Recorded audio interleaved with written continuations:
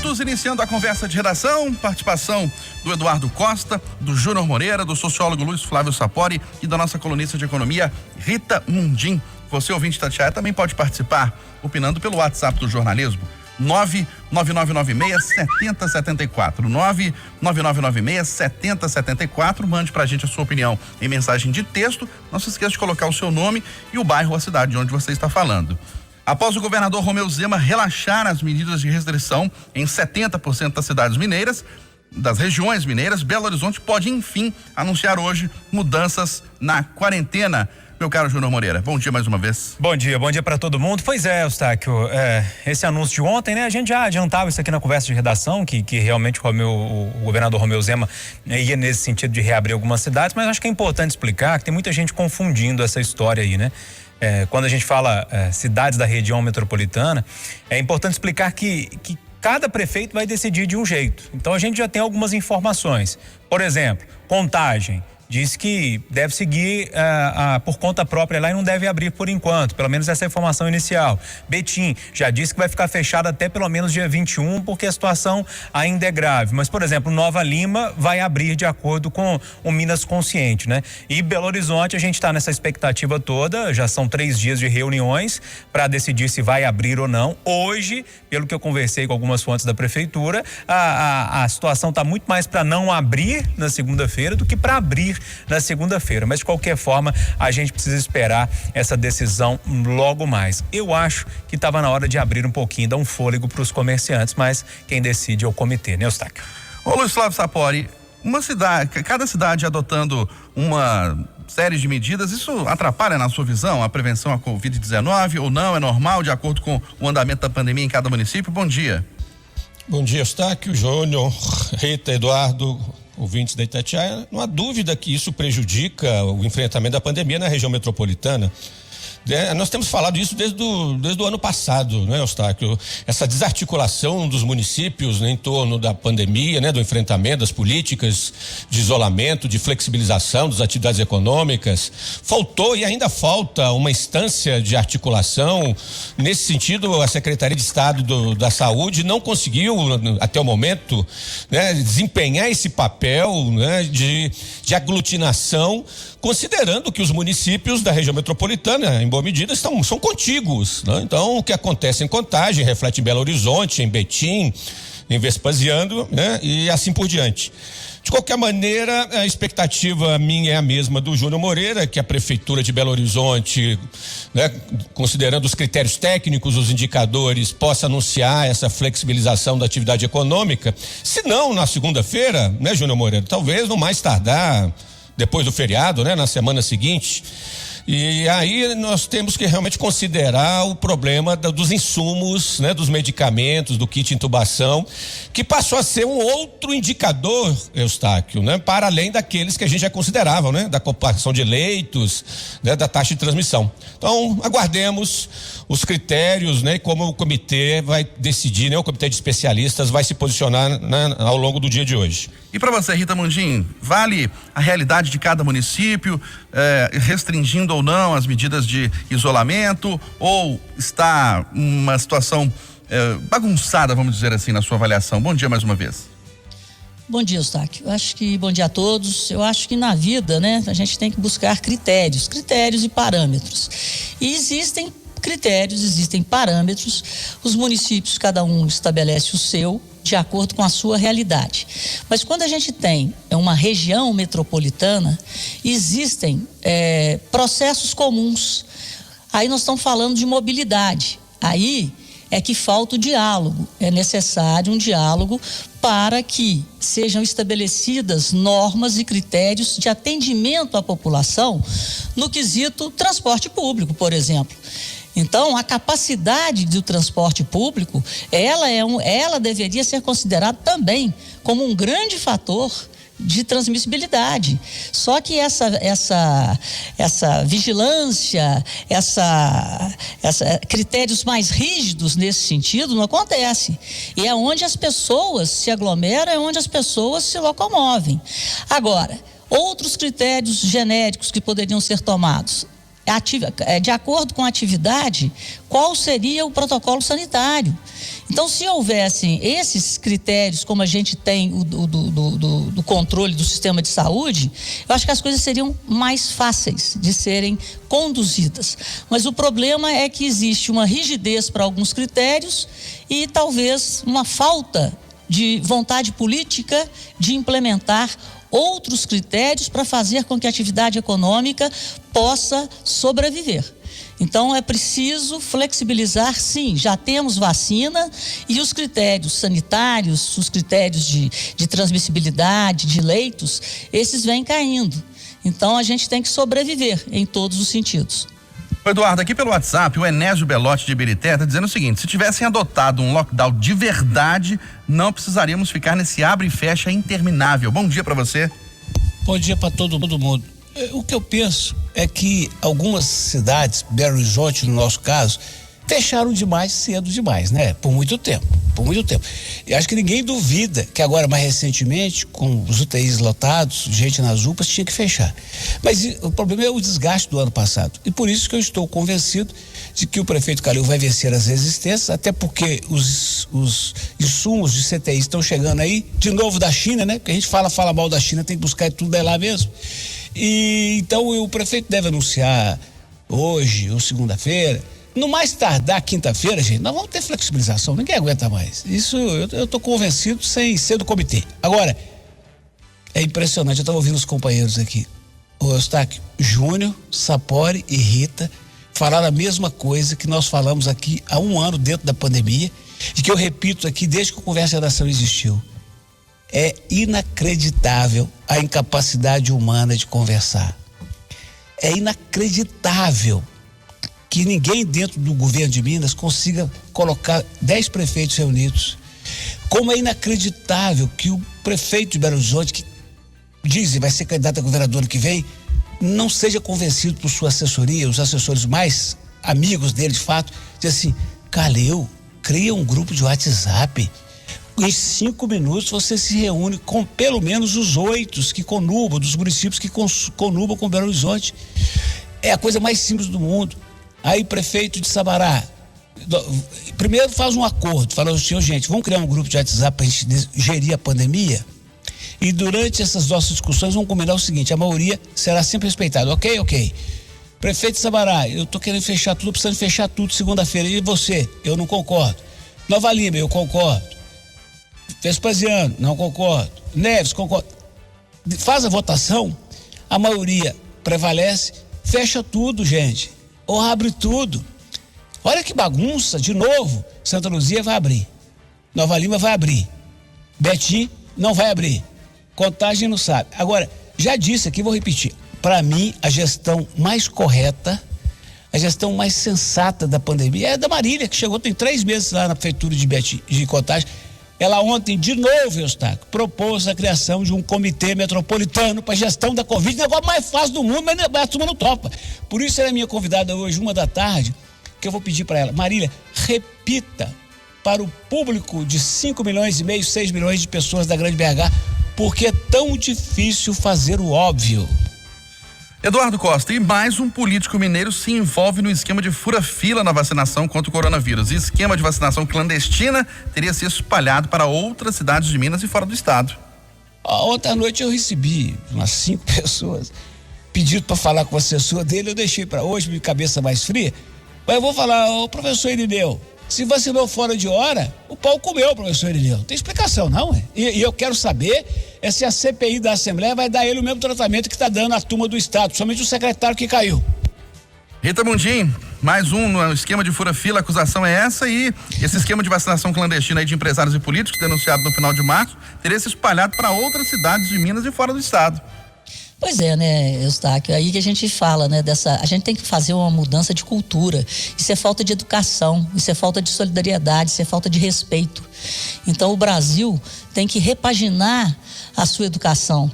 A cultura brasileira é aquela cultura que você ganha um poder assumindo algum cargo público e você quer dar carteirada por dentro e por fora. Fica o Eduardo, professor Irineu furou fila, o pau comeu, e que a Assembleia dê a ele o mesmo tratamento que deu ao que foi ao acontecido dentro da Secretaria de Estado da Saúde. É uma vergonha essa cultura brasileira do querer tirar proveito de uma situação ou de uma coisa pública, mas isso é falta de respeito ao outro. Nós precisamos fazer um intensivão de respeito e solidariedade. Oi, Eduardo. Me permitam aí o Júnior e o Sapori para acrescentar a falta de respeito, a qual se referiu a Rita, é falta de respeito com a nossa inteligência. Um homem que é deputado, que é professor, que tem mais de 60 anos, fala que foi engano. Ô, Júnior Moreira, é isso mesmo? Rigor da CPI em relação ao deputado, porque a CPI que está sendo implacável com relação à denúncia de fura-fila no Estado? Esperemos que os deputados não sejam corporativistas dessa vez, né? Tem que dar realmente, como o Eduardo disse, o mesmo rigor, da mesma forma que está sendo dado, pelo menos parece estar sendo dado ao pessoal da Secretaria de Saúde que furou a fila também. Mas sabe que cada dia que passa, eu fico muito com aquela imagem que eu trouxe ontem lá do Brasil atolado, sabe? Derrapando no atoleiro e não sai do lugar. Se a gente não mudar o jeito de votar e colocar pessoas realmente sérias, de bom caráter lá, né? A gente não vai para lado nenhum, não. Não vai para lado nenhum, eu tenho certeza disso. Tem alguns políticos, sim, muito bons, de muito bom caráter. Mas olha, é o que o Eduardo disse, né? Um professor já de idade e falar que foi engano, que não viu, pelo amor de Deus, gente. Isso é de um mau caratismo tremendo, né? E para mim é crime. Tem esse detalhe. Luiz Flávio Sapori, aqui pelo WhatsApp, o Cadu Tolentino de Nova Lima está dizendo o seguinte: enquanto políticos furam a fila da vacinação, estamos aguardando na fila para vacinar meu filho autista de 25 anos. Somos educados. Pois o ouvinte que escreveu deve estar indignado, como todos nós, né, mineiros, né, cidadãos mineiros, estamos indignados com essa postura do deputado estadual, professor, ele é professor mesmo? É, professor Irineu. Eduardo, ai meu Deus, colega de profissão, Eduardo, professor, vê se pode. Sapori, na prática a teoria é outra. Meu amigo, que péssimo exemplo. Deputado Irineu, não faça isso. E aí a expectativa é que o presidente da Assembleia, Agostinho Patrus, venha a público e se manifeste de maneira contundente, como ele fez em relação ao caso da Secretaria de Estado da Saúde, que o deputado João Vitor Xavier também não fique em cima do muro, né? Porque eu vi uma declaração agora, uma entrevista do deputado João Vitor Xavier na Itatiaia, e ele ficou assim muito ali em cima do muro, não se posicionando, esperando que a denúncia chegasse à CPI da Assembleia. Não, esperar o quê? O fato é público. Já houve uma nota oficial da Prefeitura de Betim, comunicando que o deputado furou fila. O que a Assembleia está esperando? Esperando o quê? Para de alguma maneira investigar o colega de trabalho. Nada de corporativismo, como bem disse o Júnior Moreira. Eustáquio, eu posso acrescentar? Claro. O Sapori, além de professor, pensa bem, ele é deputado. Ele representa pessoas. E a gente vai subindo. É deputado estadual, mas tem o deputado federal, tem o governador, tem o presidente, que furou fila, que furou o bolso do país. Gente que rouba nosso futuro, rouba a nossa saúde, rouba a nossa educação, rouba a nossa segurança. Então, a punição dele pelos seus colegas deveria ser exemplar, se a maioria dos seus colegas tiver ética, educação e caráter. Bom, e mais... Rita, assina embaixo. Bom, mais de 700 mil vacinas contra o coronavírus chegam hoje a Minas Gerais. Fora do Brasil, Júnior Moreira, Israel suspende o uso de máscaras ao ar livre. Eu acho que é preciso reforçar uma coisa. Lá em Israel, metade da população, mais da metade da população, já está vacinada com a segunda dose. Então, a partir desse momento, algumas coisas começam a voltar à vida normal. Por exemplo, o uso de máscara ao ar livre, né? Ainda nos ambientes fechados, é preciso que as pessoas usem. Porque daqui a pouco vai ter um cara pálido aqui no Brasil. Mas lá em Israel já está fazendo assim, não precisa usar máscara mais. Aqui no Brasil, quem tomou 2 doses são apenas 4% da população brasileira. As 2 doses. Estou fazendo comparação, 2 doses em Israel, 2 doses aqui no Brasil. Lá mais de 50%, se não me falha a memória, 54%. Aqui 4%. Então vamos com calma, continua com a sua máscara e vamos torcer para que essa vacina chegue rapidamente, né? É isso, Eduardo Costa? É isso. E hoje eu levantei com o meu lado repórter aguçado, seu Eustáquio. Sim. Eu peguei duas informações que eu quero dividir com os ouvintes da Itatiaia, que eu considero muito importantes. A primeira delas, nós estamos falando de vacina. Atenção, hein? Isso precisa ser confirmado pela Polícia Federal, mas eu tive uma informação, não é um fato concreto, informação séria, de que gente que teria sido vacinada por aquela enfermeira falsa, seu Eustáquio, acreditou que estava imunizada e morreu de Covid. Nossa. Essa é uma informação que eu tenho. E a outra informação, que durante o dia os nossos repórteres vão confirmar, é de que o laudo da mulher do promotor, do que aconteceu na necropsia, pode sair hoje. E, de acordo com a informação segura que eu tenho, senhor Estado, o laudo não será conclusivo. Pode ter sido uma coisa e pode ter sido outra. Olha a encrenca para a investigação. Vamos ver onde que vai parar isso. Sapori, 700 mil vacinas contra o coronavírus chegando a Minas Gerais, Israel suspendendo o uso de máscaras ao ar livre. Aqui tá demorando muito, Sapori, na sua opinião? Não há dúvidas, né? Não há consenso. O nosso ritmo de vacinação está muito aquém do necessário, do possível, né? Mas de qualquer maneira temos, né, um novo contingente de vacinas. Nós vamos ter continuidade, né, do processo de vacinação no estado. Pelo que foi anunciado, confirme para mim, Eustáquio, acho que o público a partir de 60 anos vai poder ser atendido, né, nos próximos dias em Minas Gerais, não é isso? A tendência é essa, né? Estamos na faixa dos 63, 62 anos. Com essa nova, né, com esse novo estoque, ou seja, estamos caminhando, pelo menos estamos caminhando para frente, né? Pelo menos não estamos no sentido contrário, num passo de caranguejo. E a boa notícia também são esses exemplos internacionais de sucesso, né? Como Israel, como o Reino Unido, Austrália. Temos que falar mais sobre a Austrália, Eustáquio. É um país que está conseguindo resultados, né, fabulosos na contenção da pandemia, revelando o quê, ouvintes da Itatiaia? Tem jeito, né? O mundo vai conseguir superar esse problema mais cedo ou mais tarde. E o Brasil, mesmo que a passo de tartaruga, uma hora, em algum momento, nós também poderemos respirar um pouco mais aliviados, né? Obviamente mais tarde do que esses outros países, mas podemos ter a esperança de que a situação vai melhorar, mais cedo ou mais tarde vai melhorar. Você está otimista, Rita, que podemos acelerar esse processo e vacinar um contingente grande até o final do ano? Bastante otimista, Eustáquio. Eu acho que o ritmo de vacinação vai aumentar. Eu acho, assim, a gente tem que comparar o Brasil com a América Latina, porque nós somos pobres como latino-americanos. Eu acho uma injustiça querer comparar o ritmo de vacinação do Brasil, pobre, que enfrentou essa pandemia, saindo da maior crise econômica da história do país, em 2015 e 2016, a gente tem que comparar o Brasil com a Bolívia, tem que comparar o Brasil com o Equador, né? Vamos comparar com a América Latina. Mas estamos nos comportando em termos de economia em relação à pandemia como Estados Unidos, como Alemanha. Então, isso também, isso que a gente temos que nos orgulharmos disso.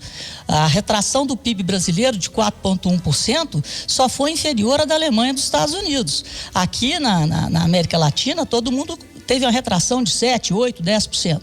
O ritmo da vacinação brasileira, ele pode, comparado à nossa população, ele vai aumentar e, de posse de um ritmo de vacinação maior, uma flexibilização e uma despolitização do vírus, porque tem muita gente torcendo para que a pandemia destrua o governo. Então, se a gente mudar esse pensamento e tomarmos um caminho da solidariedade, de fazermos pelo país, nós poderemos entrar nessa onda de otimismo que está tomando conta do mundo. Os números chineses hoje, nessa madrugada, o PIB da China cresceu 18%, as vendas ao varejo dos Estados Unidos cresceram 9,8%. E aqui no Brasil, em janeiro e fevereiro, nós tivemos os melhores números da economia, na geração de empregos, na arrecadação da Receita Federal, e ninguém fala disso, apesar da pandemia. Então vamos torcer, vamos fazer a nossa parte para o controle do vírus, que a gente não tem feito, é aglomeração, é festa. Então a culpa não é só do governo, a culpa é das pessoas e da forma de pensar de grande parte da população que torce para quanto pior, melhor. Então vamos torcer para quanto melhor, melhor para todos. Acredito na retomada da economia, acredito na aceleração do ritmo da vacinação, mas isso depende da boa vontade dos políticos. Luiz Flávio Sapori, o presidente Jair Bolsonaro reage à decisão da ministra Carmen Lúcia e diz que só Deus o tira da presidência. Enquanto isso, o ex-presidente Lula está livre para voltar a disputar uma eleição.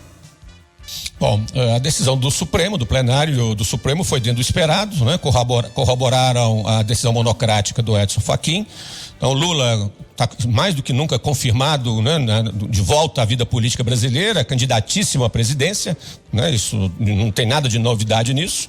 Agora, se vamos ter ou não uma polarização Lula-Bolsonaro em 2022, eu diria que ainda é muito cedo. Certamente haverá um candidato ainda de centro, eu tendo a acreditar que isso vai acontecer. Então, há muita água ainda vai rolar debaixo da ponte, sob esse ponto de vista. Quanto às declarações do presidente Bolsonaro, nada de novo. O presidente Bolsonaro tenta demonstrar força, tenta mostrar capacidade, resiliência diante de um cenário político muito desfavorável para ele. Ele está muito enfraquecido politicamente, principalmente em função da CPI da pandemia. E o presidente Bolsonaro, né, mais do que nunca, está entregando o governo dele ao Centrão. A sobrevivência política dele vai depender muito do Centrão. E você, Rita Mondinho, que avalia dessa declaração do presidente Jair Bolsonaro e a decisão do Supremo confirmando a anulação dos processos contra o presidente Lula na Lava Jato? Pois é, Eustáquio, eu vou começar pelo final. Eu tinha confiança de que a gente não teria esse retrocesso. Um retrocesso que joga as decisões. Eu não sou advogada, você vai para a mais alta instância da justiça no país. E quem roubou é honesto, quem roubou pode ter os seus direitos políticos de volta, anula-se tudo aquilo que foi apurado, que foi julgado em primeira e segunda instância. O negócio não é como foi julgado, roubou ou não roubou. Agora, sob o artifício, né, eu não entendo, justiça é diferente de direito, na minha opinião. Aqui no Brasil, justiça é uma coisa e direito é outra, porque eu tô assim, é um retrocesso. Então aí o Brasil vai de novo naquele cenário que o Júnior falou, vamos patinar novamente em cima daquilo que a gente já julgava ter sido superado. Que foi o saque do país por um partido, por uma gangue que se apossou das estatais, que quebrou as estatais. É como se nada disso tivesse acontecido. Isso me causa muita indignação, mas é muita indignação. E aí o que é que nós temos? De novo, uma polarização do país em um ano em que a gente tem que reconstruir o estrago de uma pandemia. E aí a política, de novo, trava a economia. Porque o mais importante é o interesse dos partidos e dos políticos, de quem vai ter poder e não de como a sociedade vai sobreviver. E muda o foco dos problemas. Então é trágico, isso é trágico. Eu estava aqui falando dos países na Europa, na Ásia, todo mundo comemorando crescimento econômico, saída da crise, e nós aqui vamos conversar de CPI e conversar de eleição de 2022, ao invés de falar de geração de emprego, de proteção àqueles vulneráveis. É a política matando a economia novamente. Vamos perder outra janela de oportunidade. E você, Eduardo Costa? Amigo, eu pensei que 2022 pudesse ser o ano da retomada das relações econômicas, sociais e afetuosas. E percebo que pelo andar da carruagem nós vamos ter uma campanha que vai... Atenção, eu vou usar dois adjetivos que não são meus. São dos dois grupos que se opõem no país. Nós vamos ter ano que vem, Eustáquio, é o que está se desenhando no quadro desse país, bonito por natureza, cheio de riquezas naturais, mas sofrido desde a sua descoberta. Nós vamos ter a campanha do grande ladrão contra o grande genocida. Olha que tristeza. Júnior Moreira.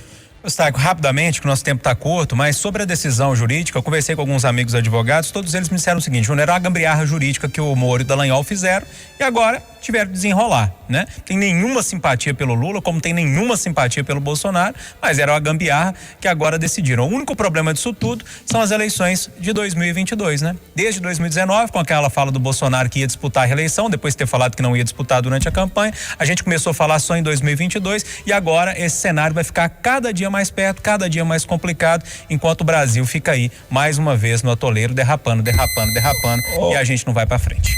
Eustáquio. Sim? Vamos fazer o que nos resta, filho. Trabalhar e pagar imposto. Um abraço. 9 horas em ponto em Belo Horizonte, final do Jornal da Itatiaia.